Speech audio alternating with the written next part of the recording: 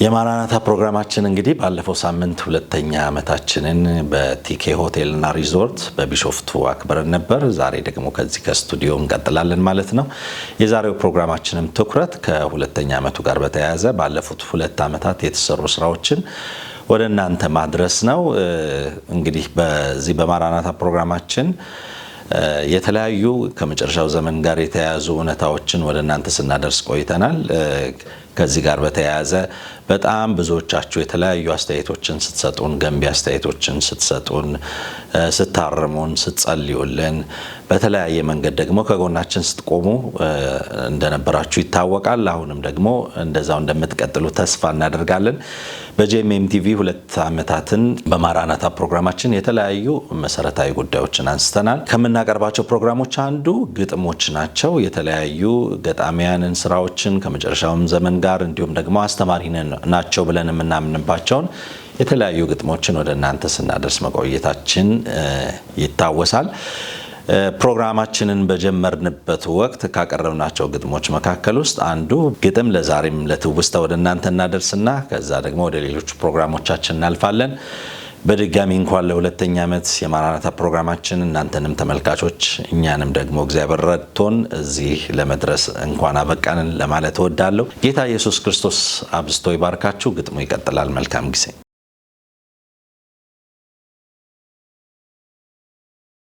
ከሕያው በፊት ከግዑዝ በፊት ከቋንቋ በፊት ከሐሳብ በፊት እግዚአብሔር አለ ሳይሉህም በፊት እግዚአብሔር የለም ሳይሉህም በፊት ስራ ሳይገልጸው የአንተን ስራ ወደ አንተ ሳይደርስ የሰው ምስጋና የአዳም ልጆች ስግደት ሳይሰጡ መስዋዕት ይዘው ፊት ሳይመጡ ገና በገና ሳይደረደር ቅላጼ ዜማ ቃል ሳይጀመር ያማረ ቅኔ ወረብ ሽብሸባ እልልታ ሳይኖር የእጆች ጭብጨባ ሳትመሰገን ክበር ተብለህ ትኖር ነበረ እጅግ ተከብረህ እጅጉን ልቀህ እጅጉን ደምቀህ እጅግ ተውበህ ትገርመኛለህ። ለመንገስ አንጋሽ አትሻም፣ ለመክበር አክባሪ አትሻም፣ ለመመስገን አመስጋኝ፣ ለመወደስ አወዳሽ፣ ለመደነቅ አድናቂ፣ ለመሞገስ አሞጋሽ ሳያከብሩ ክቡር ነህ፣ ሳያደንቁህ ድንቅ ነህ፣ ሳያነግሱህ ንጉሥ ነህ። ማንም ሳይኖር ነበርክና ማንም ባይኖር ትኖራለህ። ግን ከኔ ጋር ትኖራለህ፣ ግን በኔ ዘንድ ትኖራለህ፣ ትገርመኛለህ። አሁን መልሼ አትገርመኝም ብል፣ አሁን መልሼ አይ አትገርመኝም ብል፣ ግጥሜን ብቀይር የለህም ብልህ እውን አይሆንም አለመኖርህ። በኔ ያልተደገፍክ ነቅንቅ ያልጥልህ ደግሞ እንደገና ያልኩት ጸጽቶኝ እራለህ ብልህ ጥቅሙ ለኔ ነው ምን ልትጠቀም ምን ሊቀርብህ ትገርመኛለህ። የለህም ሲሉህ ግንፍል ብለህ አትቀጣቸውም፣ አለሁኝ ብለህ ልታሳያቸው አትፈጃቸውም። የት አባታቸው ማን ሆኖና ነው የሚዳፈሩኝ እንዲህና እንደ የሚናገሩኝ አትላቸውም። በግፍ በስቃይ አትገላቸውም፣ ይልቁን ታክሰህ በፍቅር ምረህ ጥበቃ አብዝተህ ከለላ ሆነህ ታሳየውና ከጎኑ ቁመህ አለልኝ ይላል የለህም ያለ ትገርመኛለህ።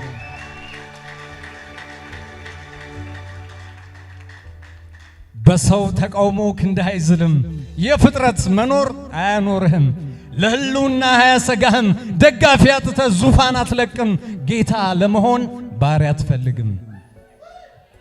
ባንዱ ዙፋንህ ከአንተ በፊት ተቀማጭ የለም፣ ከአንተም ጋር ተሿሚ የለም፣ ካንተ በኋላም የሚኖር የለም። በእውነት ጌታ ሆይ ትገርመኛለህ፣ የደስታ እንባ ታስነባኛለህ። ልክ የሌለህ ነህ፣ ምሳሌ የለህ፣ ወደርም የለህ። ግን እንዲህ ሳለህ በኔ ታድራለህ፣ በውስጤ አለህ። እዚህ ጋር በቃ ቻው የማትለኝ የማትለየኝ ዘላለሜ ነህ፣ ትገርመኛለህ። ሃሌሉያ ሃሌሉያ ሃሌሉያ። የሚገርም ወዳጅ ያለው ኢየሱስ፣ ድንቅ ፍቅር፣ ድንቅ አፍቃሪ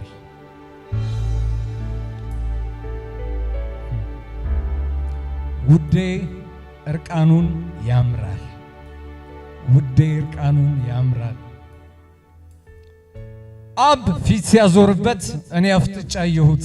ዓይኔንና ልቤን መስቀል ላይ የጣልኩት ሲገረፍ ደስ ያለኝ ሲሰድቡት የሳኩት ሲወጉት ከልቤ ሐሴት ያደረኩት የሾህ ጉንጉኑን ሳይ ስቦርቅ የዋልኩት ሲተፉበት ጊዜ ታድያለሁ ያልኩት መች ወድጆንና እነሱ እኮ ናቸው በሚስማር ቸንክረው በጦር ጎኑን ወግተው በጥፊ መትተው እሾሁን ጎንጉነው ገላውን ገርፈውት ደም በደም አርገውት ልብሱን ቀደውበት ያለ ልብስ ሲገኝ በፍቅር እያየኝ ላንተ ስል ነው ሲለኝ የእሱ እርቃን ሲገለጥ የኔ እርቃን ሲሸፈን ስለብስ ታወቀኝ። ያኔ የጠላሁት ወጥቶ የመጣው ከአባቱ እቅፍ የኔን ኃጢአት ወስዶ የኔን እድፍ ሲያድፍ እርቃኑን አይቸው ፍቅር ይዞኝ ይረፍ።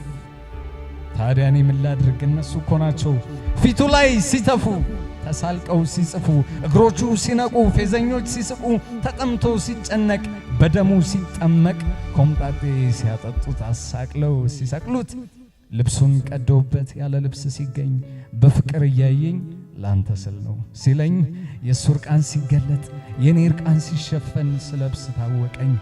ያኔ የጠላሁት ወጥቶ የመጣው ከአባቱ እቅፍ የኔን ኃጢአት ወስዶ የኔን እድፍ ሲያድፍ እርቃኑን አይቸው ፍቅር ይዞኝ እርፍ። እናማ ምን አልኩኝ? ከእልፍ የመረጥኩት ልብን ይማርካል፣ ፍቅሩ ያንበረክካል፣ ይራራል፣ ይምራል፣ በደም ተለውሶ ውዴ እርቃኑን ያምራል። የሾህ አክሊል ደፍቶ ውብ ነው ውዴ እርቃኑን ስለኔ ወጉትን እዩትማ ጎኑን እዩማ እጆቹን እዩማ እግሮቹን እዩ ቆንዳላውን አስቦታል ደሙ ፈውሴ ሆኖልኛል ፍቅር መታመሙ ዝርግፍ ጌጥ ሳይኖረው ዝርግፍ ጌጤ ሆነ ውዴ እርቃኑን ሆኖ እርቃኔን ሸፈነ። ግን በደንብ ስማኝ፣ ግን በደንብ ስማኝ እርቃኑን ነው ስልህ አንተን ሊያለብስ እንጂ ልብስ አጥቶ እንዳይመስልህ። እስከ እግሩ ድረስ የለበሰ ነው፣ ወገቡን በወርቅ የታጠቀ ነው። የራሱ ጠጉር እጅግ የነጣ እግሮቹ እንደናስ ግሎ እንደወጣ ድምፁ እንደ ውኆች ፊቱ እንደ ፀሐይ የእሳት ነበልባል አይኖቹን ለሚያይ ማንም ሰው ቢሆን በክብሩ ሲያየው በፊት ለፊቱ መቆም አይችልም። እንደ ሞተ ሰው ይወድቃል እንጂ እንኳን ጠላቱ ወዳጁ አይቆምም። እና ምን ልልህ ነው? ከእልፍ የመረጥኩት ልብን ይማርካል፣ ፍቅሩ ያንበረክካል፣ ይራራል፣ ይምራል፣ በደም ተለውሶ ውዴ እርቃኑን ያምራል።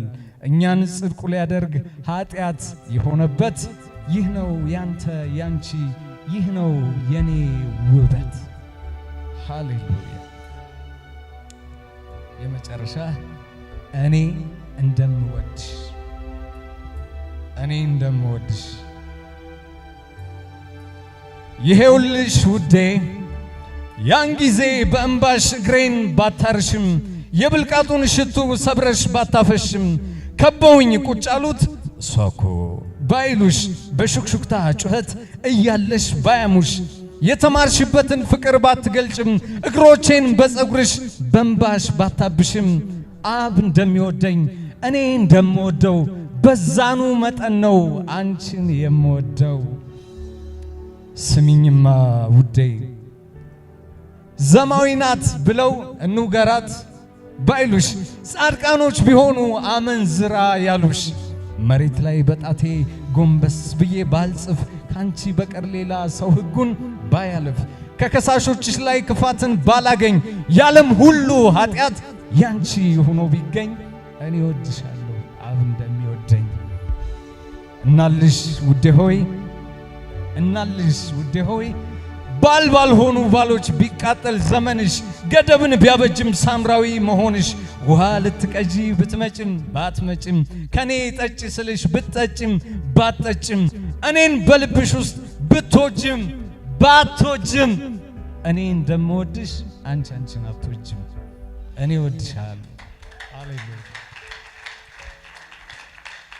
መማፀኛ ከተማዬ መማፀኛ ከተማዬ በጣር በምጥ እንግልትህ ባልተገባ ግርፋትህ እንደ ውሃ ፈሶ ደምህ ልክ እንደ ሰም ቀልጦ ልብህ የሆንክልኝ መጠጊያዬ መማፀኛ ከተማዬ እጅና እግርህ ሲቸነከር ያ ቀሚስህ ደም ሲነከር አጥንቶችህ ሲቆጠሩ ደም ስሮችህ ሲወጠሩ ለኛ ባልከው ህመም ስቃይ በቁስል ደዌን ነቃይ የሆንክልን ማምለጫችን መማፀኛ ከተማችን ደዌያችንን ተቀብለህ የኛን ህመም ተሸክመህ ስቃይ ጭንቀት ያዘህለት አንደበትህ ሳይከፈት እንደ ጥቦት ለመታረድ ስትነዳ ለመዋረድ ያ መንቀጥቀጥ ያ መዝለፍለፍ ያንን ውርደት ታክሶ ማለፍ በዛ በጭንቅ እንግልትህ ሁሉን ቀተህ በመርታትህ ሞት ሳይዝህ መነሳትህ ሲነገረን ድል መንሳትህ ፍቅርህ እንጂ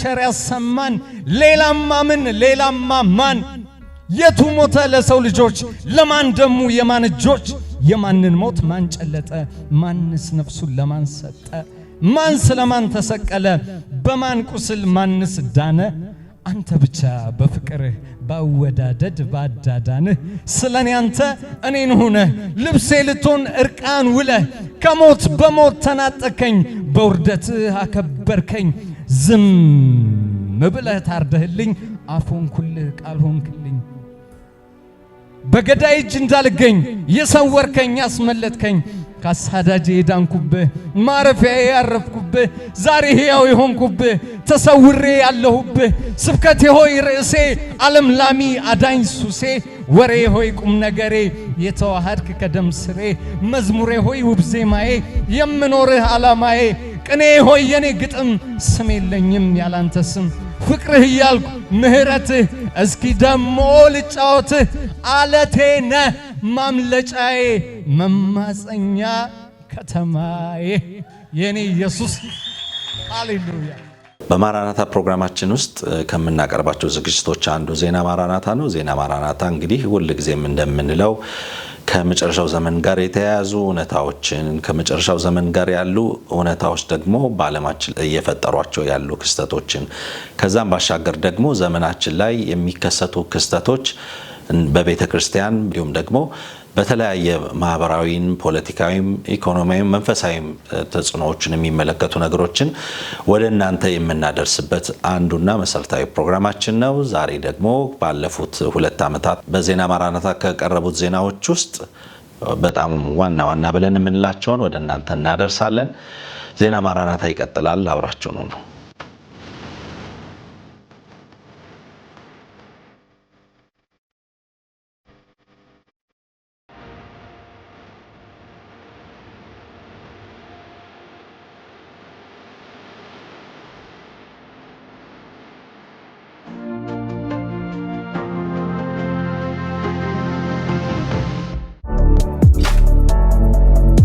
ሰላም ለእናንተ ይሁን። የዕለቱን የማራናታ ዝግጅት ዜናዎችን ይዘንላችሁ ቀርበናል። ከመረጃዎቹ ጋር ነጻነቱ አቁማ ነኝ።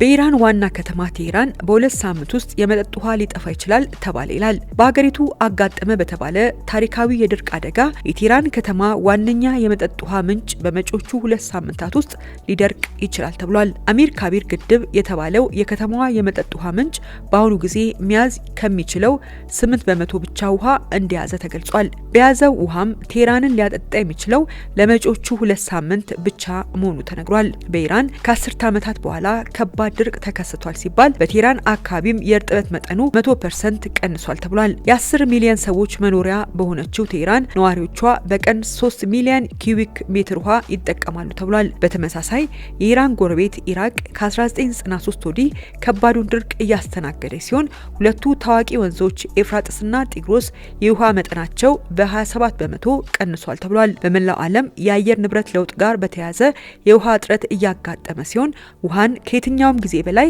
በጥንቃቄ መጠቀም የሚገባበት ጊዜ ስለመደረሱም የኢራንና የኢራቅ ሁኔታ ማሳያ ይሆናል ተብሏል።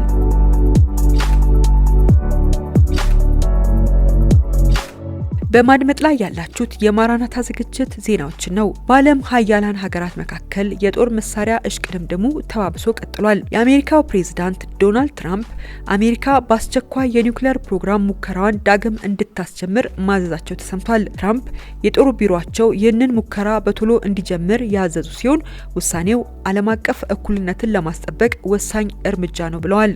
ሩሲያ ከቀናት በፊት ከ15 ሰዓት በላይ በአየር ላይ መቆየት የሚችልና 8000 8000 ማይልስ መጓዝ የሚችል የኒውክሌር ሚሳኤል ሙከራ ያደረገች ሲሆን ትራምፕ ሙከራውን ተከትሎ በዓለም ላይ ትልቁ ባህር ሰርጓጅ በባህር ዳርቻዎቻችን አለን፣ 8000 ማይልስ መጓዝ አይጠበቅብንም ብለው ነበር። ትራምፕ የኒውክሌር ባለቤት ሀገራት ሙከራ እያደረጉ ባሉበት ሁኔታ አሜሪካ አለማድረጓ ፍትሃዊ እንዳልሆነ እንድምታ ሲሰጡ የአሜሪካ ወደ ሙከራ ዳግም መመለስ በአውዳሚው የጦር መሳሪያ ዙሪያ ያለውን ውጥረት አባብሶታል ተብሏል። በአፍሪካ ባለፈው አንድ ዓመት ውስጥ ጽንፈኛ የእስልምና ታጣቂዎች 22307 ሰዎችን መግደላቸውንና አንዳንድ አካባቢዎችን በኃይል መቆጣጠራቸውን አንድ ጥናት አመለከተ። በአፍሪካ ስትራቴጂክ ጥናት ማዕከል ACSS ባደረገው ጥናት ታጣቂ እስላማዊ ቡድኖቹ በአፍሪካ አህጉር ውስጥ በተወሰኑ ክልሎች ከአመጽ ድርጊቶች ከመፈጸማቸው ጋር ተያይዞ የሚሞቱ ሰዎች ቁጥር ከእጥፍ በላይ ጨምሯል ብሏል። እስከ ሰኔ 30 መገባደጃ ድረስ 10 ታጣቂ እስላማዊ ቡድኖች ለ22307 ሰዎች ሞት ምክንያት ሲሆኑ አብዛኛዎቹ በምዕራብ ምስራቅና መካከለኛው አፍሪካ የሚገኙ ክርስቲያኖች ናቸው ተብሏል። በማዕከሉ የተደረገው ትንታኔ እንደሚያሳየው ቡድኑ ከ2023 ዓመተ ምህረት ጀምሮ አመጽና ግድያን በማጠናከራቸው ከ2020 እስከ 2022 ዓመተ ምህረት በአካባቢው ላይ 60 በመቶ ተስፋፍተዋል ብሏል። ባለፈው ዓመት ከተገደሉት 10685 ሟቾች ግማሽ ያህሉ በሳህል ቀጠና ማለትም እንደ ማሊ፣ ቻድ፣ ናይጄሪያ፣ ቡርኪና ፋሶ እና ካሜሩን የመሳሰሉ 10 አገሮችን የሚሸፍን ሰፊ ክልል ውስጥ የሚገኙ ናቸው ብሏል። ወደ ቀጣዩ እንለፍ። በሁለተኛው የዓለም ጦርነት ወቅት በሂሮሺማ ላይ የአቶሚክ ቦምብ የተጣለበት 80ኛ ዓመት ተዘከረ። አሜሪካ በጃፓኗ ሂሮሺማ ከተማ ላይ አቶሚክ ቦምብ የጣለችበትን 80 ዓመት ለማስታወስ ረቡዕ ሐምሌ 30 2017 ዓ.ም የጸሎት ስነ ስርዓት ተካሂዷል። የጃፓን ጠቅላይ ሚኒስትር ሺጌሩ አሺባ ከዓለም ዙሪያ ከተሰበሰቡ ባለስልጣናት ጋር በመሆን በስነ ስርዓቱ ላይ ተገኝተዋል። የሂሮሺማ ከንቲባ ካዙሚ ማትሱይ በከተማዋ በሚገኘው የሰላም መታሰቢያ ፓርክ ባደረጉት ንግግር በጦርነት ወቅት የአቶሚክ ቦምብ ጥቃት የደረሰባት ብቸኛው ሀገር ጃፓን ናት ብለዋል። ሁለተኛው የዓለም ጦርነት የተጠናቀቀው ጃፓን በቀናት ልዩነት በሂሮሺማና ናጋሳኪ ከተሞች ላይ ከጣሉባት ቦምቦች በኋላ እጅ በመስጠቷ ነበር። የአሜሪካ ቦምቦች ከ200,000 በላይ ሰዎች የገደሉ ሲሆን ከነዚህ ውስጥ አንዳንዶቹ በፍንዳታው፣ ሌሎች ደግሞ በጨረር በሽታና ቃጠሎ የሞቱ ናቸው። ወደ ቀጣዩ እንለፍ። ፑቲን የአውሮፓ የሰላም ስምምነት ጥያቄዎች ተቀባይነት የላቸውም በማለት ተናግረዋል። ከአውሮፓ ጋር አንዋጋም፣ ነገር ግን አውሮፓ ከኛ ጋር መዋጋት ከፈለገ አሁን ዝግጁ ነን ሲሉ ተደምጠዋል። ፕሬዚዳንት ቭላዲሚር ፑቲን ለዩክሬን ጦርነት የአውሮፓ ሀገራትን ተጠያቂ አድርገዋል። የፕሬዚዳንት ዶናልድ ትራምፕ ልዩ መልእክተኛ ስቲቭ ዊትኮፍ እና አቻቸው ጃሬድ ኩሽነር ሞስኮ በማቅናት ከፕሬዚዳንት ቭላዲሚር ፑቲን ጋር ተወያይተዋል። ፑቲን በሰጡት አስተያየት ከአውሮፓ ጋር ወደ ጦርነት የመግባት እቅድ የለንም፣ ከገባን ግን ሩሲያ ታሸንፋለች ሲሉ ተደምጠዋል። ፕሬዚዳንቱ አንድ ጊዜ ወደ ጦርነት ከገባን የሰላም ድርድር የሚባል ነገር አይኖርም ብለዋል። በዊትኮፍ የሚመራው የአሜሪካ ልዑክ በበኩሉ ከሰላም አልራቅንም ሲል ከፑቲን ጋር የነበረውን ንግግር ተስፋ ሰጭ እንደነበር አስታውቋል። ሩሲያ ግብረ ሰዶምን በሽብር ዝርዝር ውስጥ ማስገባቷ ተሰምቷል። ሩሲያ የግብረ ሰዶም እንቅስቃሴን በአክራሪነትና ሽብር ድርጊት ዝርዝር ውስጥ ማካተቷ ተሰምቷል። የግብረ ሰዶም እንቅስቃሴ አራማጆች በአክራሪነትና በአሸባሪነት ዝርዝር ውስጥ እንዲካተቱ የሩሲያ ጠቅላይ ፍርድ ቤት መወሰኑን የሩሲያ ሚዲያዎች ዘገባ ያመለክታል። ውሳኔው የግብረ ሰዶማዊነትና የጾታ መቀየር ወይም ትራንስጀንደር ተወካዮችን ለእስርና ለሽብርተኝነት ቅጣት የሚዳርግ ነው ተብሏል። የሩሲያ ውሳኔ ዓለም አቀፍ የግብረ ሰዶም ማህበራት እንቅስቃሴና መዋቅራዊ አደረጃጀቱን ጭምር ይመለከታል ተብሏል። በሩሲያ ምድር የግብረ ሰዶም እንቅስቃሴ ማድረግ ከዚህ በኋላ በአሸባሪነት አስከስሶ ዘብጥያ የሚያስወርድ ከባድ ወንጀል ሆኗል። በአገሪቱ የግብረ ሰዶማዊ እንቅስቃሴን የሚደግፉና የሚያስፋፉ አካላት ከጊዜ ወደ ጊዜ እየጨመሩ መምጣታቸው ይነገራል። የእንቅስቃሴው አራማጆች መሰረት ሩሲያ ባላንጣ ካደረገቻቸው ከነ አሜሪካና አውሮፓ ምድር የሚነሳ መሆኑ ደግሞ የቭላዲሚር ፑቲንን አስተዳደር አስቆጥቷል። እንደ አሜሪካ ያሉ ሀገራት የግብረ ሰዶማዊነት እንቅስቃሴን እንደ መብት ቆጥረው እያስፋፉት የሚገኙ ሲሆን ግብረ ሰዶማውያን ከምዕራቡ ዓለም አልፈው እስከ አፍሪካ ለመዝለቅ እየሞከሩ ሲሆን አንዳንድ ሀገራት እንቅስቃሴያቸውን በሕግ እያገዱ ይገኛሉ።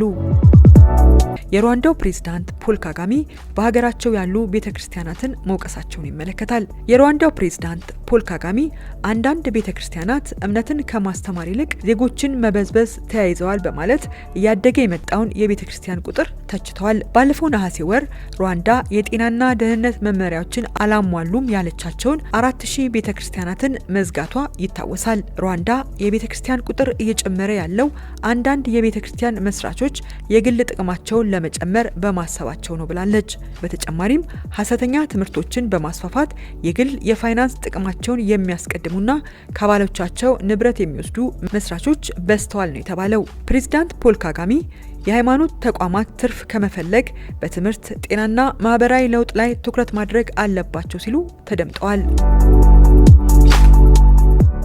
ለአሜሪካ የማይለወጥ ዲፕሎማሲ መፍትሄው የኒውክሌር አቅማችንን ማጠናከር ብቻ ነው ሲሉ የሰሜን ኮሪያው ፕሬዝዳንት ኪም ጆንግ ኡን ተናገሩ። የሰሜን ኮሪያው መሪ አሜሪካን መምታት የሚችሉ አህጉር አቋራጭ ባላስቲክ ሚሳይሎችን ለእይታ የቀረቡበትን አውደ ርዕይ ተመልክተዋል። የሰሜን ኮሪያው መሪ ኪም ጆንግ ኡን ለውጭ የደህንነት ስጋታችን ብቸኛው መፍትሄ የኒውክሌር ፕሮግራማችንን ማጠናከር ነው ሲሉ ተደምጧል። ኪም ከአሜሪካ ጋር ከዚህ ቀደም የተደረጉ ድርድሮች የዋሽንግተንን ግትርነትና ጸብ ፈላጊነት ያሳዩ ናቸው ሲሉ መናገራቸውን የሀገሪቱ ብሔራዊ ቴሌቪዥን KCNA ዘግቧል።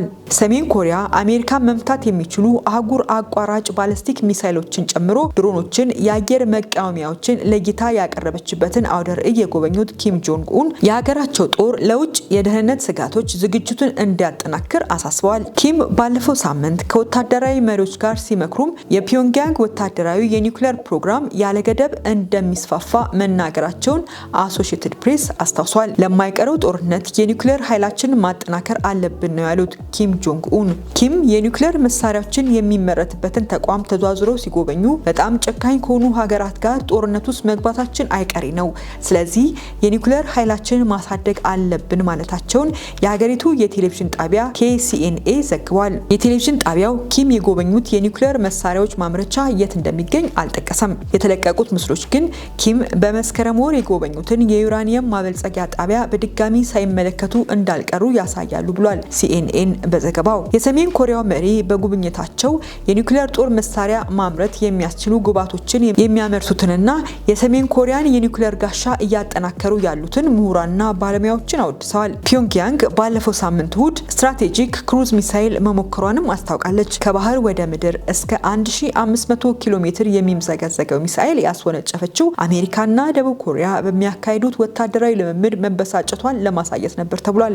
ትራምፕ ዳግም ስልጣን ከያዙ ወዲህ የተደረገው ሙከራ ዋሽንግተን ወደ ድርድር ተመልሳ በፒዮንግያንግ ላይ የተጣሉ ማዕቀቦች እንዲነሱ ጫና ለመፍጠር ያለመ መሆኑን ተንታኞች ይገልጻሉ። ወደ ቀጣዩ እንለፍ። ኢራን በታሪኳ ግዙፍና የተራቀቀውን ድሮን ይፋ ያደረገች ሲሆን ስሙንም ጋዛ በማለት መሰየሟ ተሰምቷል። ጋዛ የተሰኘው ድሮን 1000 ኪሎ ሜትር ተጉዞ ጥቃት መፈጸም እንደሚችል የተገለጸ ሲሆን 500 ኪሎ ግራም ቦምብና ሚሳኤልም መሸከም ይችላል ተብሏል። ጋዛ ድሮን 13 ሚሳኤሎችን በአንድ በረራ መሸከም ሲችል 4000 ኪሎ ሜትር ራዲየስ እንደሚችል ይፋ ተደርጓል። የጋዛ ድሮን 22 ሜትር የሚረዝም ክንፍ ያለው ሲሆን በክንፎቹ ደግሞ 3100 ኪሎ ግራም የመሸከም አቅም እንዳለው ተጠቅሷል። በሰዓት 350 ኪሎ ሜትር የሚበረው ድሮኑ አየር ላይ ለ35 ሰዓታት መቆየት ይችላልም ተብሏል። የጋዛ ሕዝብና ትግልን ለማስታወስ ድሮኑን ጋዛ በማለት እንደሰየመችው የምትገልጸው ኢራን ከእስራኤል ጋር የከረረ ፍጥጫ ላይ መሆኗ ይታወቃል። ቻይና ከአሜሪካ ጋር ለሚደረግ ማንኛውም ጦርነት ዝግጁ መሆኗን ገለጸች ይላል ቀጣዩ ዜና። ቻይና በፕሬዝዳንት ዶናልድ ትራምፕ የተጣለውን አዲስ የንግድ ታሪፍ በመቃወም ከአሜሪካ ጋር ለሚደረግ ማንኛውም አይነት ጦርነት ዝግጁ መሆኗን ገልጻለች። ትራምፕ በቻይና ምርቶች ላይ ተጨማሪ ቀረጥ ከጣሉ በኋላ ሁለቱ የዓለም ግዙፍ ኢኮኖሚ ባለቤቶች ወደ ንግድ ጦርነት ለመግባት ተፋጠዋል። ቻይና በአሜሪካ የእርሻ ምርቶች ላይ ከ10 እስከ 15 በመቶ ቀረጥ በመጣል ለዶናልድ ትራምፕ እርምጃ ምላሽ ሰጥታለች። የቻይና ኤምባሲ በኤክስ ገጹ ላይ አሜሪካ የምትፈልገው ጦርነት ከሆነ የታሪፍ፣ የንግድ ወይም ሌላ አይነት ጦርነት እስከ መጨረሻው ለመዋጋት ዝግጁ ነን ሲል ማክሰኞ ዕለት የአገሪቱ የውጭ ጉዳይ ሚኒስቴር የሰጠውን መግለጫ በድጋሚ ጠቅሷል። ይህ የቻይና መግለጫ ትራምፕ የፕሬዝዳንትነት ስልጣናቸውን ከተረከቡ በኋላ የተሰማው የመጀመሪያው ጠንካራ አቋም ነው ተብሏል። ተናግረዋል። ረቡዕ ዕለት የቻይናው ጠቅላይ ሚኒስትር ሊ ኪያንግ የዚህ ዓመት የሀገሪቱን የመከላከያ በጀት በ7.2 በመቶ እንደምታሳድግ ተናግረው ነበር። አክለውም በዓለማችን በ100 ዓመት ውስጥ ያልታዩ ለውጦች በፍጥነት እየተከሰቱ ነው ሲሉ አስጠንቅቀዋል። ከዚህ ቀደምም ቻይና ወደ ጦርነት ለመግባት ዝግጁ መሆኗን ተናግራ ታውቃለች። በጥቅምት ወር ፕሬዝዳንት ዢ በታይዋን ደሴት ዙሪያ ወታደራዊ ልምምድ ሲያካሂዱ ለነበሩ የሀገሪቱ ወታደሮች ለጦርነት ዝግጅታቸውን እንዲያጠናክሩ ትዕዛዝ ሰጥተዋቸዋል። የአሜሪካና ቻይና ግንኙነት ሁልጊዜ በውጥረት የታጀበ መሆኑ ይታወቃል። በቀጣዩ ዜና ትራምፕ የአውሮፓ ህብረት የተቋቋመው አሜሪካን ለመናድ ነው በማለት የ25 በመቶ ታሪፍ እንደሚጥሉ ዛቱ ይላል።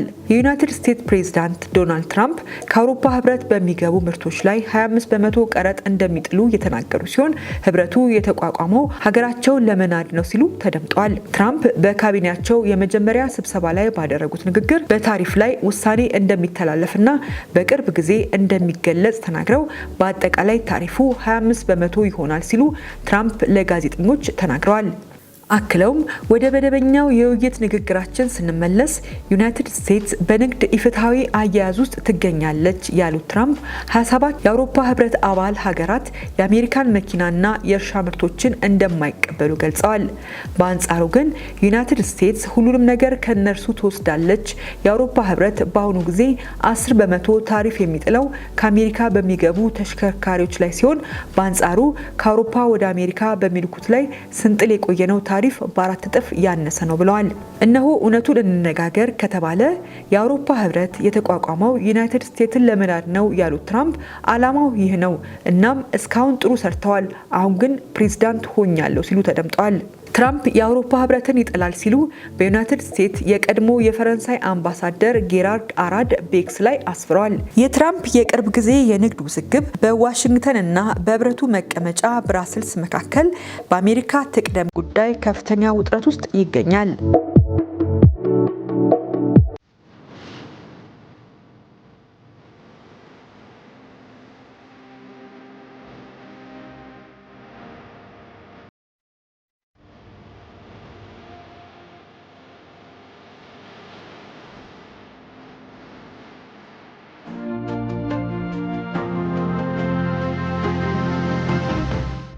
ቢሾፍቱ ከተማ ድምቀቷ፣ ለነዋሪዋ ኩራቷ፣ ለእንግዶቿ ምቹ መዝናኛና ማረፊያ ቲኬ ሆቴልና ሪዞርት ባለ 4 ኮከብ ሪዞርት ሆቴል በመሃል ከተማ በተንጣልለው የከተማዋ መለያ ቢሾፍቱ ሐይቅ ላይ ይገኛል። ቤተሰብን ጨምሮ 76 የመኝታ ክፍሎች እየተዝናኑ የሚወርዱት 450 ደረጃ ወደ ሐይቁ ዳርቻ ይወስዶታል። ጂምናዚየም፣ ዋና፣ ስቲም ባስ፣ ማሳጅና ስፔሻል ሞሮኮ ባስ፣ የሴቶች የውበት ሳሎንን ጨምሮ የስጦታ ዕቃዎች መሸጫና የልጆች መጫወቻዎች በሪዞርታችን ያገኛሉ። ሁለንተናዊ አገልግሎት የሚሰጡ እስከ 600 ሰዎች በአንድ ጊዜ ሊስተናገዱበት የሚችሉበት 8 ጽድት ያሉ አዳራሾችም አሉን። በሆቴላችን መኝታ ለያዙ ጀልባችን በነፃ ያንሸራሽሮታል። አድራሻ በዋና የከተማዋ መንገድ አየር ኃይል መስሪያ ቤት አቅራቢያ 100 ሜትር ገባ ብሎ ቲኬ ሆቴልና ሪዞርት ቢሾፍቱ የሰላማዊና የረፍት ስፍራ መገኛ። የማራናታ ፕሮግራማችን እንግዲህ የ2 ዓመታት ጉዞ በጣም ደስ የሚል ደግሞም ፈታኝ ብዙ አይነት ነገሮችን የምናልፍበት ፕሮግራም ነው። ብዙ አይነት ገጠመኞችም አሉ። እንዲሁም ደግሞ ከተለያዩ ተመልካቾቻችን ደግሞ በሚደርሱን ደግሞ መልካም እና የማበረታቻ ቃሎች፣ ጸሎቶች እንግዲህ ላለፉት 2 ዓመታት እናንተ በጣም ከኛ በስተጀርባ ሆናችሁ በምትጸልዩልን በምትሰጡን አስተያየት እየተደገፍን ደግሞም በታላቁ በእግዚአብሔር እርዳታ ዛሬ 2ኛ ዓመቱ ላይ ለመድረስ በቅተናል። እግዚአብሔር አምላክ በነገር ሁሉ የተባረከ ይሁን። እንግዲህ ጌታ እስከሚፈቅድ ድረስ የፕሮግራም ይቀጥላል። እግዚአብሔር እንደሚረዳን እግዚአብሔር እንደሚያግዘን አምናለሁኝ። በዚህ በማራናታ ፕሮግራማችን የተለያዩ መሰረታዊ የሚባሉ ከመጨረሻው ዘመን ጋር ያሉ ምልክቶች እንዲሁም ደግሞ በዓለማችን ላይ የተከሰቱ ያሉ ክስተቶች ከመጨረሻው ዘመን ጋር ምን አይነት ቁርኝት እንዳላቸው፣ ዓለም ምን ላይ እንዳለች የሚያሳዩ ስለ ማይክሮቺፕስ፣ ስለ ጾታ ለውጥ እንዲሁም ደግሞ የተለያዩ መሰረታዊ ብለን የምንላቸውን ፕሮግራሞችን ወደ እናንተ ስናደርስ መቆየታችን ይታወቃል። በተለይ ደግሞ እነዚህን ሀሳቦች ወደ እናንተ በተደጋጋሚ እያቀረብን እንገኛለን። አንዳንድ ጊዜ አንዳንድ ፕሮግራሞችን የምንደግምበት ምክንያት በዛን ወቅት ላይ ነገሮቹ እያየሉ ሲወጡ ለማስታወስም ለጥንቃቄም ጭምር ነውና በተለይ ደግሞ ወጣቶች የጸሎት አገልጋዮች ሌሎቻችንም ብንሆን ከነዚህ እውነታዎች ጋር ባሉ ነገሮች ላይ ለራሳችን ብቻ የምንማረው ለራሳችን ብቻ የምናስቀረው ሳይሆን ሌሎችንም ለማስተማር አገልጋዮችም ጭምር በዚህ ረገድ ደግሞ የበለጠ ዕውቀቱም እንዲኖራችሁ በሚል ነው እንግዲህ ወደ እናንተ አንዳንድ ጊዜ አንዳንድ ሐሳቦችን የምንደጋግመው። ስለዚህ በዚህ መልክ እንድትረዱን ይሄንን አደራ ለማለት እንወዳለን። የመንግስተ ሰማያትና የሲኦልን እውነታነት የተለያዩ ሰዎች የሰጧቸውን ምስክርነቶች በዚህ ፕሮግራማችን ማቅረባችን ይታወሳል። ወቅታዊ የሚባሉ መሰረታዊ የሚባሉ የተለያዩ ፕሮግራሞችን ወደ እናንተ ስናደርስ መቆየታችን ይታወሳል። ለዛሬ ደግሞ ከተለያዩ ካቀረብናቸው ፕሮግራሞች ውስጥ መሰረታዊ ናቸው ብለን የምንላቸውን ፕሮግራሞች ወደ እናንተ ቀንጨብ እያደረግን እናደርሳለን።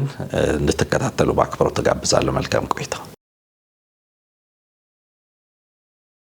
እጅግ የናጠጡ ሀብታም የሆሊውድ የፊልም ተዋንያን በሚኖሩባት ቢቨርሊ ሂልስ የዓመቱ ምርጥ ፊልም ሽልማት ስነ ስርዓት ተካሂዶ ነበር። በዚህ ጎልደን ግሎብ የተሰኘ የሽልማት ስነ ስርዓት ላይ እንዲህ ባለ ሁኔታ በእግዚአብሔር ላይ ተቀልዶ ነበረ። በስነ ስርዓቱ የመድረክ ፈርጧ መሪ የነበረችው ኮሜዲያን ኒኪ ግሌዘር ሆሊውድን ፈጣሪ አልባ ሰፈር ብላ ነበር የጠራችው። በምሽቱ በየፊልሙ ዘርፍ ያሸነፈው የፊልም ጸሐፊ፣ ዳይሬክተር፣ ተዋናይና ሌሎች ባለሙያዎች ሽልማታቸውን ለመቀበል ወደ መድረክ ሲወጡ ለስኬት አበቃን የሚሉትን እየጠሩ ሲያመሰግኑ ተደምጠዋል። በስነ ስርዓቱ አጋማሽ ላይ በዚህች ኒኪ በተባለች ኮሜዲያን የመድረክ መሪ በቀረበ በግራፊክስ በታጀበ ቀልድ አዘል መረጃ ከአሸናፊዎቹ መካከል 11 ተሸላሚዎች ለስኬታቸው የፊልም ሙያ አጋሮቻቸውን ሲያመሰግኑ 3ቱ ግን እናቶቻቸውን እንዳመሰግኑ ተጠቅሶ እግዚአብሔርን ግን ማንም እንዳላመሰግነው በማስረጃ ሲቀርብና ታዳሚዎች በሳቅ ሲያውቃኩ ታዩ። Let's look at the numbers. All right, cast and crew are leading the way with 11 mentions. Moms are holding strong with 3 shout-outs. God, creator of the universe, 0 mentions. And Mario Lopez, host of Access Hollywood, 1. የመድረክ መሪዋ ይህንን መረጃ ለታዳሚዎች ካጋራች በኋላ ይህ ምንም አይደንቀኝም፣ ምክንያቱም ይህቺ ፈጣሪ አልባ ከተማ ነች በማለት ተናገረች። No surprise in this godless town. በዚህም ንግግሯ እንደገና ሁሉም ሳቁ። ይህ በሆነ 48 ሰዓታት ባልሞላ ጊዜ በዓለም ላይ አንድ አሰቃቂ ዜና ተሰማ። ታዋቂዋ የሆሊውድ የፊልም አክተሮች ቅንጡ መኖሪያ ቤቶች በብዛት የሚገኙባት ከተማ ሎስ አንጀለስ በታሪክ ባልታየ ለቁጥጥርም ባስቸገረ መነሻው ይህ ነው ተብሎ መግለጽ ባስቸገረ ከፍተኛ ሰደድ እሳት መጋየት መጀመሯ ተሰማ።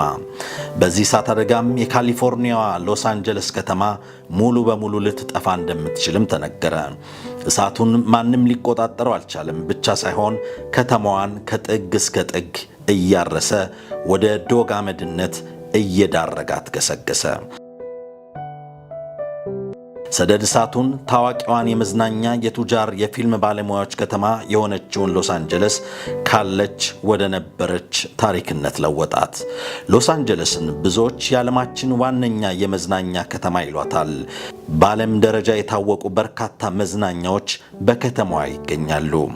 ሎስ አንጀለስ የሚለውን ስም ሜክሲኮውያን እንዳወጡላት የሚነገር ሲሆን አንዳንዶች ግን ሎስ አንጀለስ የሚለውን ስሟን እንግሊዘኛ ትርጉም በመውሰድ ሎስ ኤንጀልስ ወይም የወደቁ መላእክት ከተማ በማለት ይጠሯታል። ከተማዋን የብልግናና የልቅነት ማሳያ ከተማም በማለት የሚገልጿትም አሉ። ይቺ ከተማ ከኒውዮርክ በመቀጠል ከፍተኛ ሕዝብ የሚኖርባት ስትሆን 3.8 ሚሊዮን የሚጠጋ ሕዝብ በሎስ አንጀለስ ከተማ ይኖራል። ለመጀመሪያ ጊዜ የኢንተርኔት አገልግሎት የተሞከረባት ከተማም እንደሆነች የሚነገረው ሎስ አንጀለስ በ1781 የአሜሪካን ነባር ሕዝቦች ሜክሲኮውያን ጥቁሮችና አውሮፓውያን እንደመሰረቷትም ይነገራል። በዓለም ካሉ የመዝናኛ ከተሞች ቁጥር 1 ላይ የምትቀመጠው ሎስ አንጀለስ የበርካታ ባለጸጎች መኖሪያ ከተማም ናት። ሎስ አንጀለስ ከተማ የዓለም ቁጥር 1 የፊልም አምራች ኢንዱስትሪ ሆሊውድ መገኛም ከተማ ናት። ከዚህም የተነሳ በዓለም ዙሪያ የሚታየው ልቅነትና ነውር መፍለቂያ ከተማ ሎስ አንጀለስ ነች በማለት አንዳንዶች ይገልጿታል። በዓለማችን ላይ በመጽሐፍ ቅዱስ በእግዚአብሔርና በክርስትና እምነት ላይ ብርቱ ነቀፋና ተቃውሞ እንዲሁም ከባድ ጽኑ ተግዳሮት የሚያደርጉ የፍልስፍና ንድፈ ሐሳቦች በርካታዎች ናቸው። ከነዚህም መካከል ኤቲዝም ወይም ኢአማኒነት፣ ቁስ አካላዊነት ማቴሪያሊዝም፣ ኮሚኒዝም፣ ሶሻሊዝም፣ ዳርዊኒዝም፣ የአዝጋሚ ለውጥ አስተሳሰብ አግኖስቲዝም፣ ኢታዋቂነት፣ ጥርጥር፣ ስኬፕቲሲዝም፣ ተጠራጣሪነት፣ ኒሂሊዝም፣ የጽልመተ አቋም ፍልስፍና፣ ሂዩማኒዝም፣ ሰብተኮር ፍልስፍና፣ ድረ ዘመናዊነት፣ ፖስት ሞደርኒዝም፣ ቀንደኛ የክርስትና የጸረ ሃይማኖት አቋም የሚያራምዱ አስተሳሰቦችና ፍልስፍናዎች ጉልህ ተጠቃሽ ናቸው። ከነዚህ ከላይ ከተዘረዘሩት ጸረ እግዚአብሔር አንቲጋድ ምልከታዎች በዓለማችን በሰባቱ አህጉር እንደ ወረርሽኝ በማዳረስ የበርካቶችን የሃይማኖት አቋም በመሸርሸርና በመናድ ለሃይማኖት የለሽነትና ለምግባረ ብልሽነት ለባህሪ ዝቅጠት ዳርገውታል። እስኪ የተወሰኑትን የኢአማኒነት አስተሳሰብ ያላቸውን በጥቂቱ እንዳስስ። ኢአማኒነት ወይም ኤቲዝም ምንድን ነው? ኢአማኒነት ማለት በሰማይ የሚገኝ ልዕለ ተፈጥሮ ወይም መለኮታዊ እግዚአብሔር የለም የሚል የፍልስፍና አስተምሮ ነው። ይህ ፍልስፍና ነፍስ፣ መንፈስ፣ መላእክት እንዲሁም ከሞት በኋላ ሕይወት መኖሩን ፈጽሞ ይክዳል። ይህን ፍልስፍናና ርዕዮተ ዓለም በማንገብና በማራመድ መላውን የዓለም ሕዝብ ስለ እግዚአብሔርና በመጽሐፍ ቅዱስ ላይ ያለውን መንፈሳዊ አቋም ያዳከሙና ጨርሶም የሸረሸሩ ፈላስፋዎችና ምሁራን መካከል በ19ኛው ክፍለ ዘመን የተነሱት እንደነ ቻርልስ ዳርዊን፣ ፈረንሳዊ ፈላስፋ ቮልቴር፣ ጀርመናዊ ፈላስፋ ካርል ማርክስ፣ ኦስትሪያዊው የስነ ልቦና ጠበብት ዶክተር ሲግመንድ ፍሩይድ፣ ጀርመናዊ ፈላስፋ ፍሬደሪክ ኒቼ፣ ፍሬደሪክ ኤንግልስ፣ ሩሲያዊ ቭላዲሚር ሌኒን፣ በርትራንድ ራስል፣ አልበርት ካውስት፣ ዣን ፖል ሳትር ዋነኞቹ ጸረ ክርስቶስ አቋምን ያንጸባረቁ ግለሰቦች ናቸው። የቁስ አካላዊነትና የኮሚኒስት ማኒፌስቶ ፈላስፋው ካርል ማርክስ የክርስትና እምነትን ለመንቀፍ ሲል እንዲህ ብሎ ነበር። ሪሊጂን ኢዝ ኦፒየም ኦፍ ዘ ፒፕል፣ ሃይማኖት የሰው ልጆች አእምሮ ማደንዘዣ እጽ ነው ብሏል። የቀድሞ የቋንቋ ተመራማሪ ኋላም ፈላስፋ የነበረው ጀርመናዊ ፍሬደሪክ ኒቼ ደግሞ እግዚአብሔር ሞቷል ጋድ ኢዝ ዴድ በሚለው የድፍረት ፍልስፍናው ይታወቃል። ፍሬደሪክ ኒቼ እንደ አውሮፓውያን አቆጣጠር በ1960 ዓ.ም ዴዝ ኦፍ ጋድ ቴዎሎጂያን ወይም የሟቹ እግዚአብሔር ስነ መለኮታውያን በሚለው ጽሑፉ በክርስቶስ ሞት ላይ በማንቋሸሽና በማፌዝ ጽፏል። ፌዝና ቀልድ የተላበሰ የሐዘን ቅኔን ዘምሯል። ኒቼ ጸረ ክርስቶስ አቋም እንዳለው በጋድ አስመስክሯል። ኒቼ በነበረበት ዘመን የነበሩ ከሃዲዎችም በእግዚአብሔር ሞት ላይ ፈንጠዝያ በማድረግ ደስታቸውን ገልጸዋል። የፍሬደሪክ ኒቼ ፍልስፍና ለናዚው ጨካኝ መሪ አዶልፍ ሂትለር በብዙ ሚሊዮን የሚቆጠሩ ንጹሃን አይሁዶችን አድኖ እንዲፈጅና እንዲያጠፋ የሚጠቅመውን ዕቅዱን እንዲያወጣና እንዲነድፍ ረድቶታል። ሂትለር የኒቼን ፍልስፍና በማንበቡ ወደ አእምሮ ይህ ሐሳብ መጣ። እግዚአብሔር ከሞተ በሚሊዮን የሚቆጠሩትን ንጹሃን ሰዎችንና ሕፃናትን ለመግደል የህሊና ወቀሳ ሊሰማው እንደማይገባ ተጽናና።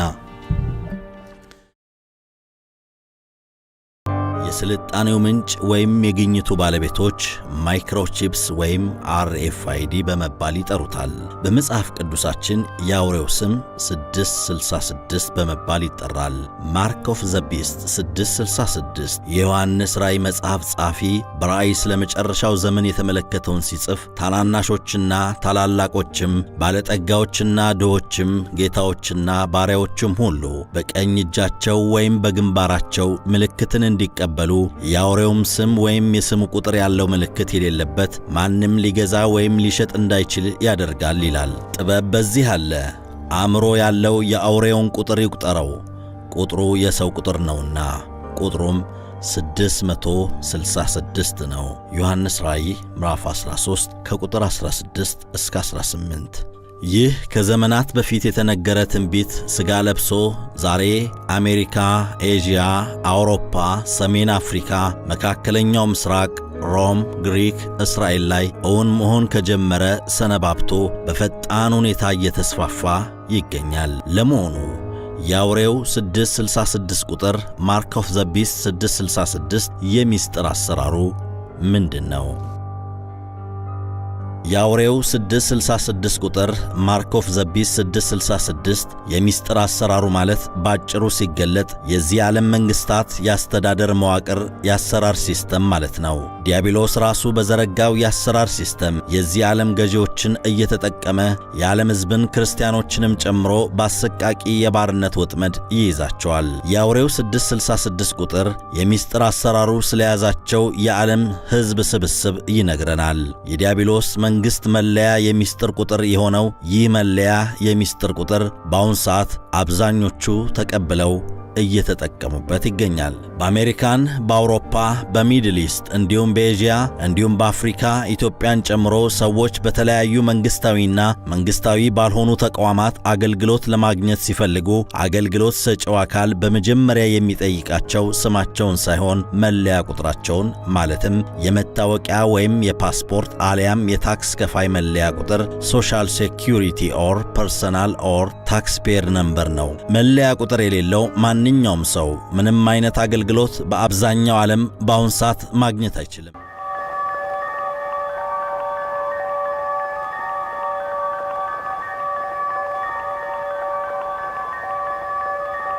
ትራንስጀንደር የሚለው ቃል ከተወለዱበት የጾታ ባህሪ ውጪ ተቃራኒ የጾታ ልዩነት ያላቸውን ሰዎች ነው። ትራንስጀንደር ሰዎች በመጨረሻ በአካላቸውና በማህበራዊ ሁኔታቸው ማንነታቸውን በተላበሰ መልኩ ሊለውጡ ይችላሉ።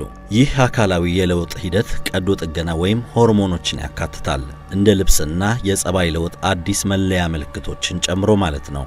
አንድ ሰው እነዚህን ለውጦች ሳያደርግ ጾታ ለውጥ እንዳደረገ ተደርጎ ሊቆጠርም ይችላል። ትራንስሴክሹዋል ደግሞ አንዳንዶች ሰውነትን ለመቀየር የሕክምና ጣልቃ ገብነትን በመጠየቅ የሚያደርጉት አካላዊ ለውጥ ነው። በካሊፎርኒያ የሚኖሩና ከ10 እስከ 18 ዓመት ዕድሜ ክልል ውስጥ ሆነው ከ6ኛ እስከ 12ኛ ክፍል ባሉ 895,000 ተማሪዎች ላይ በተደረገ አንድ ጥናት በሶዶማዊነት አባዜ የተለከፉ ከሆነ በካሊፎርኒያ የኤልጂቲቢ ወጣቶች ተብለው የተሰየሙት 25 በመቶ የሚሆኑት በጓደኞቻቸው ቤት፣ በመጠለያ፣ በሞቴል ወይም በሌሎች ያልተረጋጋ መኖሪያ ቤት መኖርን የሚፈልጉ ናቸው። በዩናይትድ ስቴትስ ቴክሳስ ዩኒቨርሲቲ ደራሲ የሆኑት ስቲቨን ራኤል እንደገለጹት የኤልጂቢቲ ወጣቶች በማደጎ ስርዓት ወይም ባልተረጋጋ መኖሪያ ቤት ውስጥ ለመሆን የሚገደዱት የበታችነት ስሜት ስለሚጠናወታቸውና ከቤተሰቦቻቸው ስለሚገለሉ ነው ብለዋል በጥናታቸው። በዩናይትድ ስቴትስ ብቻ ከ700,000 በላይ ጎልማሶች ትራንስጀንደር መሆናቸውን በካሊፎርኒያ ሎስ አንጀለስ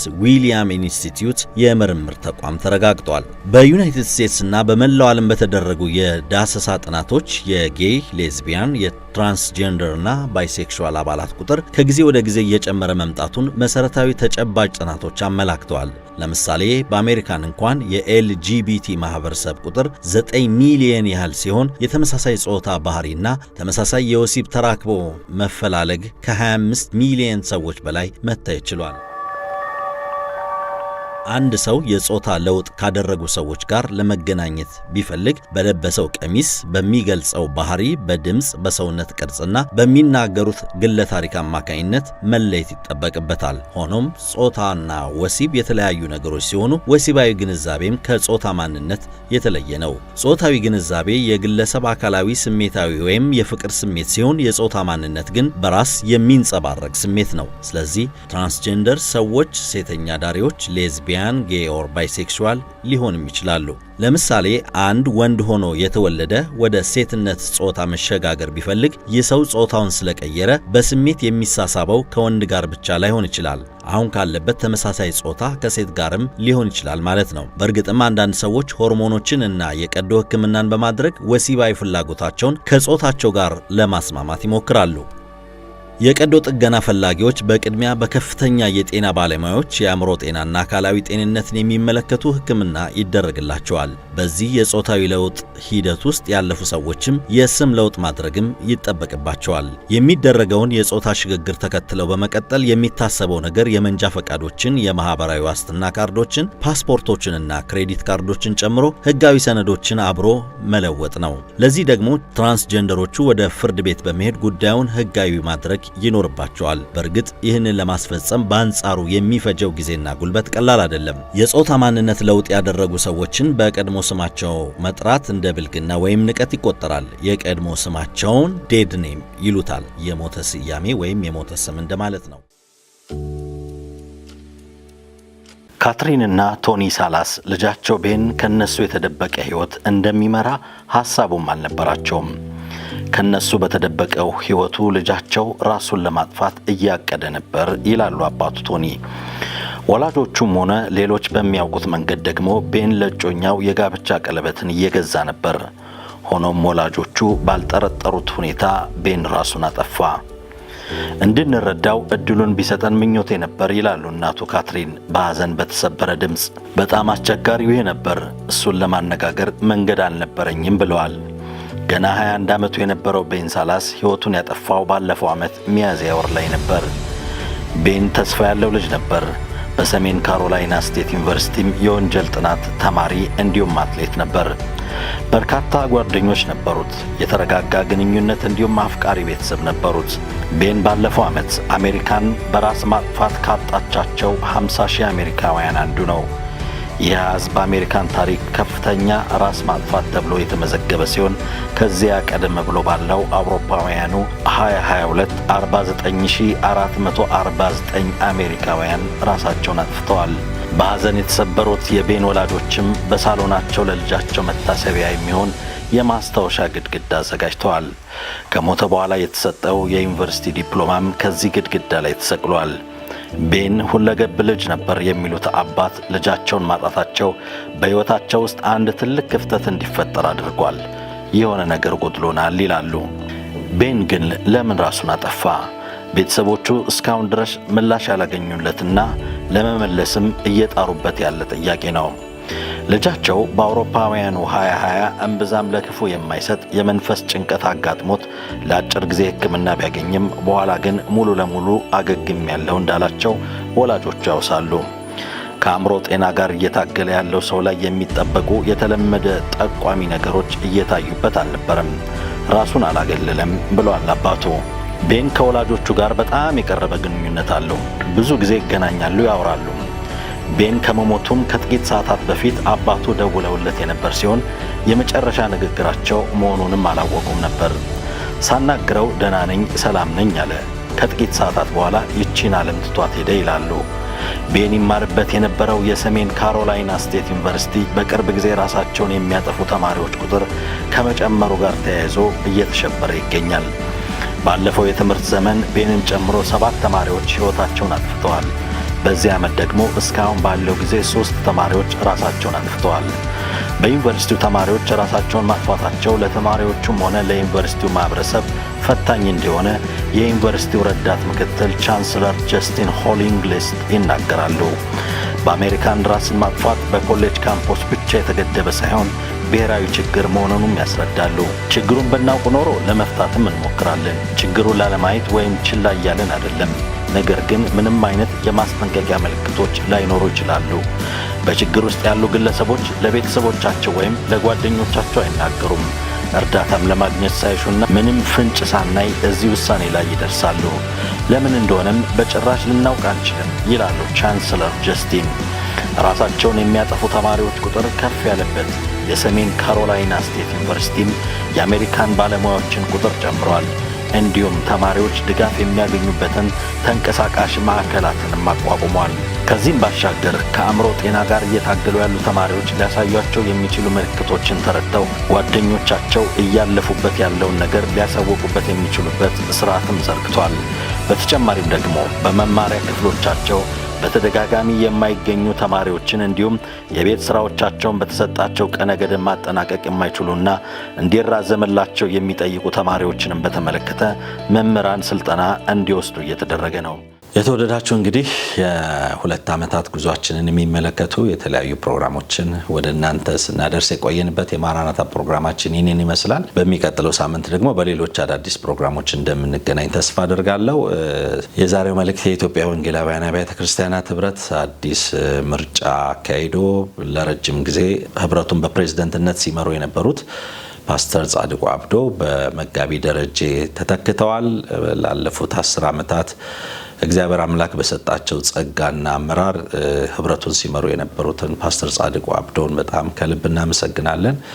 እኛ አባት ለረጅም ጊዜ በብዙ ዋጋ መክፈል፣ በብዙ ትችት፣ በብዙ መከራ፣ በብዙ አይነት ከተለያየ ወገን በሚቀርብባቸው ብዙ አይነት ነገሮች አልፈው ላለፉት 10 ዓመታት ህብረቱን ሲመሩ ቆይተው እንግዲህ ለወጣት መሪ ደግሞ አስረክበዋል። ለፓስተር ደረጀ ደግሞ መልካሙን ሁሉ እንመኛለን። እግዚአብሔር አምላክ እንግዲህ የወደደውን የፈቀደውን አድርገዋል። በቀጣይ ደግሞ የካውንስሉ ምርጫ አለ። ለዛም ደግሞ እንድንጸልይ እግዚአብሔር የፈቀደውና ያሰበው ሰው እንዲሆን ደግሞ በጸሎታችን እንድንቆም ይህንን ለማበረታታት እወዳለሁ። በሀገራችን በሰሜኑ ክፍል ሰሞኑን እየተሰማ ባለው የጦርነት ወሬ ላይ ሁላችንም ዛሬም ጸሎታችን እንድንቀጥል ከሰሜን ትልቅ ሪቫይቫል እንዲነሳ እንጂ ትልቅ ጦርነት እንዲነሳ አንጠብቅም። ስለዚህ በዛ ረገድ ባለን ጉዳይ ላይ ይህንን ሁሉ ሊቀይር የሚችል ታላቅ ሪቫይቫል እንዲነሳ ዛሬም ለሰሜን መጸለያችንን እንድንቀጥል ይህንን ለማበረታታት ወዳለው። የሚቀጥለው ሳምንት ከሄቨን ጋር ሆነን መደበኛ ፕሮግራማችንን እንቀጥላለን። እስካሁን ድረስ አብራችሁን ስለቆያችሁ በእነዚህ 2 ዓመታትም ደግሞ በተለያየ መንገድ ከጎናችን የቆያችሁትን በሙሉ በጣም ከልብ አመሰግናለሁ። ጌታ ኢየሱስ ክርስቶስ ዘመናችሁን፣ ሕይወታችሁን፣ አገልግሎታችሁን ሁሉ ይባርክ። እስከ ሳምንት ድረስ የእግዚአብሔር ፍቅር ከሁላችን ጋር ይሁን። ለሀገራችን ሰላም ይሁን። ሰላም ቆይ። ለቢሾፍቱ ከተማ ድምቀቷ፣ ለነዋሪዋ ኩራቷ፣ ለእንግዶቿ ምቹ መዝናኛና ማረፊያ ቲኬ ሆቴልና ሪዞርት ባለ 4 ኮከብ ሪዞርት ሆቴል በመሃል ከተማ በተንጣልለው የከተማዋ መለያ ቢሾፍቱ ሐይቅ ላይ ይገኛል።